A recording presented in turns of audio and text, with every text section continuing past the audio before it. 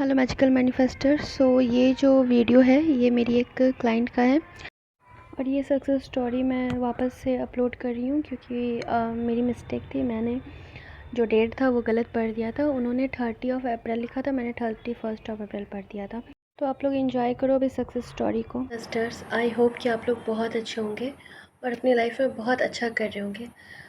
आज मैं बात करने जा रही हूँ एक सक्सेस स्टोरी पे, और ये सक्सेस स्टोरी आप लोग ज़रूर सुनिएगा क्योंकि सक्सेस स्टोरी से हमें बहुत कुछ सीखने और समझने को मिलता है। तो पहले मैं इनकी सक्सेस स्टोरी को पढ़ लेती हूँ, फिर इसके बाद डिकोड करेंगे इसको। स्टार्ट करते हैं। Hello the, I am Prachi. मैं आपके रिलेशनशिप मैनिफेस्टेशन प्रोग्राम में हूँ। मैंने आपसे 31 अप्रैल को बात करी थी एसपी के रिगार्डिंग।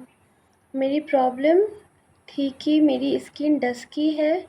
मैं अपने कॉम्प्लेक्शन को लेकर बहुत इनसिक्योर रहती हूँ।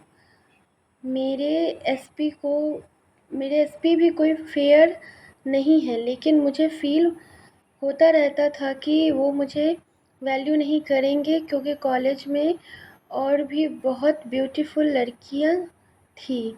तो मुझे ऐसा लगता था, जिसके कारण मैं खुद को इतना लो करने लगी कि मेरे एसपी सच में मेरी वैल्यू नहीं करने लगे। हमारे बीच रोज़ लड़ाइयाँ होने लगी, जिसका इफ़ेक्ट मेरे टेस्ट पेपर में दिखा। एक टाइम ऐसा आया कि मैं कॉलेज तक नहीं जाना चाहती थी कि मुझे उनको फेस करना पड़ेगा। मेरी सेल्फ वर्थ इतनी गिर चुकी थी। आपसे बात की, आप बहुत अच्छे से मेरी बातें सारी सुनी, मुझे समझाया। मुझे याद है मैं कितना रो रही थी।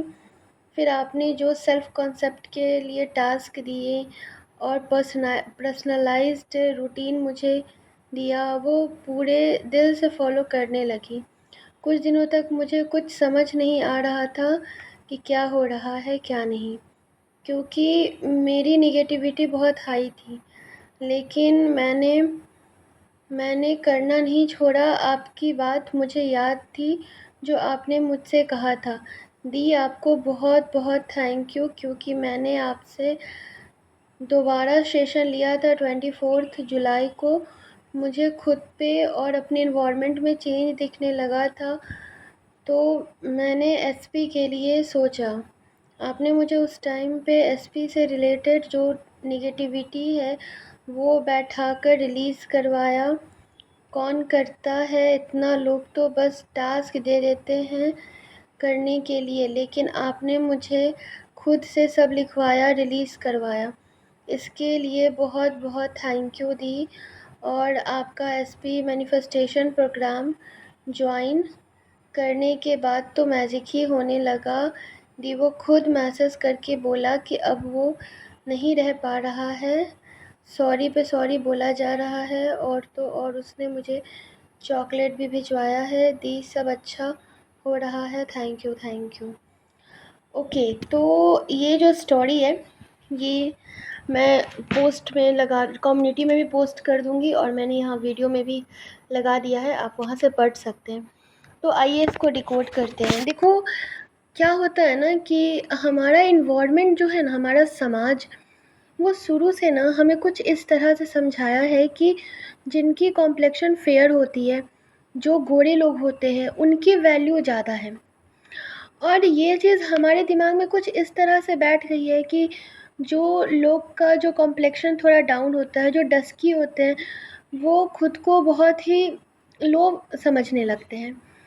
देखो हम लोग ना अपने घर में भी ये चीज़ देखते हैं कि अगर आपका भाई है या फिर कोई बहन है, तो अगर भाई के लिए रिश्ता देखने जाना है तो लड़की एकदम गोरी चिट्टी चाहिए, और अगर बहन है उसका कॉम्प्लेक्शन थोड़ा सा डाउन है तो उसके लिए भी उसको बोला जाता है कि तुम ये लगाओ, कौन करेगा तुमसे शादी। इस तरह की चीज़ें हर किसी के घर में देखने सुनने को मिलती है। अब इससे क्या होता है ना कि ये तो हमारे समाज में जिन महान पुरुषों ने इस चीज़ को बनाया, लोगों के दिमाग में ये चीज़ बैठी हो, उन लोगों ने तो कर लिया और ये चली आ रही है परंपरा। अब इससे क्या होता है ना कि हम खुद को ना अनवर्दी समझने लगते हैं।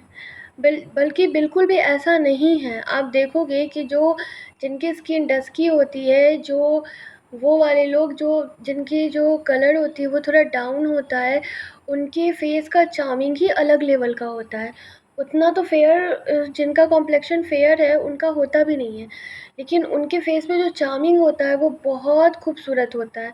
वो देख कर ही न लगता है कि वाह यार क्या चार्मिंग है फेस पे, ये वाली फीलिंग आती है अंदर से कि काश हमारे पास भी होता ऐसा। तो इनके साथ क्या था कि यही चीज़ इनके माइंड में बैठ गया था कि इनकी स्किन डस्की है तो इनका पार्टनर इनको वैल्यू नहीं करेगा। बल्कि इन्होंने खुद बोला था कि इनके पार्टनर का भी है, और साथ में इन्होंने ये चीज़ भी कहा था कि दीप लड़के लोग तो डस्की स्किन में ही अच्छे दिखते हैं। तो इनको ऐसा लगता था कि कॉलेज में जितनी भी लड़कियां हैं और भी जो हैं वो इनके पार्टनर के अराउंड मंडराती रहती हैं, और इनके पार्टनर जो है वो कहीं और इंगेज हो जाएंगे। और इस चक्कर में इन्होंने खुद की ना सेल्फ वर्थ का ना एकदम वॉट लगा दिया।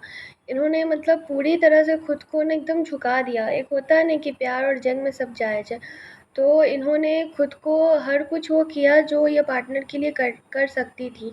और धीरे-धीरे ऐसा आया एक टाइम कि इनका पार्टनर इनको एकदम मतलब क्या बोले एकदम डोरमेट की तरह समझने लगा था। जिस वजह से इन्होंने मुझे बताया था कि वो उसको फ़ेस नहीं कर पा रही हैं कि एक इंसान के मन में ना ये चीज़ बैठ जाता है कि सामने वाला जो होता है ना वो आपको इतना ज़्यादा नीचा गिरा देगा कि आप खुद सोचोगे कि यार मतलब मैं ही उस लायक नहीं हूँ, मैं ही उस योग्य नहीं हूँ, तो मैं कैसे फ़ेस करूँ। और इनके साथ भी कुछ ऐसा ही हुआ था। तो जब इन्होंने मुझसे बात किया था तो हाँ, मैंने इनको कुछ सेल्फ कॉन्सेप्ट से जुड़े टास्क दिए थे, कुछ रिलीज़िंग एक्सरसाइज़ भी दी थी। देखो हम लोग टास्क तो करते हैं, इसमें कोई डाउट नहीं है, लेकिन हम लोग रिलीज़िंग एक्सरसाइज़ नहीं करते। बहुत कम लोग होते हैं जिनको इनके बारे में पता है, जो लोग करते भी हैं बैठकर। तो मैंने इनको वो उस टाइम भी दिया था, और बाद में इन्होंने मेरे को मैसेज भी ये करती थी बीच-बीच में कि इनको कुछ पता नहीं चल रहा है क्या हो रहा है। तो मैंने इनसे कहा था कि आप वर्क करते रहिए, आप अपने अराउंड मत देखिए क्या हो रहा है, क्या नहीं हो रहा है। क्योंकि इनकी जो सिचुएशन थी ना वो बहुत अजीब तरह की हो गई थी। ये ना कॉलेज जाना चाहती थी, ना किसी काम में इनका मन लग रहा था, और ये बोलती भी थी कि प्लीज़ मतलब मैं किस तरह से फ़ेस करूँ। तब मैंने इनसे कहा था कि देखो प्रॉब्लम आपके थॉट में, आपके पार्टनर में भी नहीं है, और प्रॉब्लम ये जो थॉट का है ना, ये आपके अंदर कोई ऑटोमेटिक नहीं आया है या इन्वायरमेंट के थ्रू ही दिया गया है। इनको जब मैंने चीज़ें समझाई थी तो उस टाइम ये समझी थी, लेकिन मुझे लगा था कि ये अभी उस हालत में नहीं है। फिर धीरे-धीरे जब इन्होंने वर्क करना स्टार्ट किया, उस टाइम पे भी इनको बहुत रेजिस्टेंस फेस हुई थी। ये मुझे जब मैसेज में बताती थी कि इनको इनको हैवीनेस फ़ील हो रहा है, इनको हार्ट के पास बहुत ज़्यादा हैवी लग रहा है, रोना आ रहा है, तो फिर उस टाइम पे मैं इनको बोलती थी कि नहीं आप करो, रिलीज़ करो सारी चीज़ों को। तो ये करती थी, और एक टाइम ऐसा आया कि इनको चेंजेस दिखने लगे। हाँ, जब इन्होंने मेरे से दूसरी बार बात की, तो फिर इन्होंने बोला कि अब इनको अपने पार्टनर पे वर्क करना है। तो उस टाइम पे मेरा 1 अगस्त से एसपी मैनिफेस्टेशन प्रोग्राम स्टार्ट हो रहा है, 11 दिन का जो अभी चल रहा है। तो वो इन्होंने वो जॉइन किया और इनको असर दिखा, और वही पार्टनर जो इनकी वैल्यू नहीं कर रहा था, अब यही पार्टनर उनके पीछे पागल हो बना फिरा है। बल्कि ये अपनी कॉम्प्लेक्स के कारण इस चीज़ के लिए डर रही थी। सो ऐसी चीज़ें अगर हम लाइफ में फेस कर रहे हैं तो हमें ये चीज़ समझना होगा कि हम जैसे भी हम बेस्ट हैं। हम हमारा किसी से कंपैरिज़न नहीं है। हमको भगवान ने बहुत बहुत यूनिक बनाया है, बहुत मेरिकुलस बनाया है। हमारे पास वो पावर है, हम वर्दी हैं। और ये चीज़ जब हम अपने जीवन में समझना स्टार्ट कर देते हैं ना, तो फिर वो पार्टनर रहे या कोई भी चीज़ रहे, वो हमसे दूर रह ही नहीं सकती है, क्योंकि हम खुद को अट्रैक्टिव बना लेते हैं। हम खुद को सेंटर ऑफ अट्रैक्शन बना लेते हैं। तो अगर हम ही अट्रैक्शन का बिंदु हैं, केंद्र हैं, तो फिर कोई भी चीज़ हमसे कैसे अलग रह सकती है।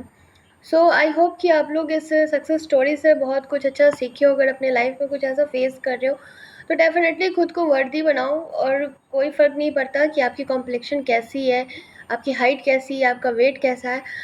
आप पहले खुद को तो स्वीकार करो ना, पहले अच्छे से। पहले आप खुद पे तो वर्क करो, उसके बाद अपनी चीज़ों पे वर्क करना। सो आई लव यू ऑल। मैं आप सभी से बहुत प्यार करती हूँ, और आप अपनी मैनिफेस्टेशन जर्नी को बहुत एंजॉय करिए और अपने लाइफ में बहुत अच्छे अच्छे सक्सेस को पाइए।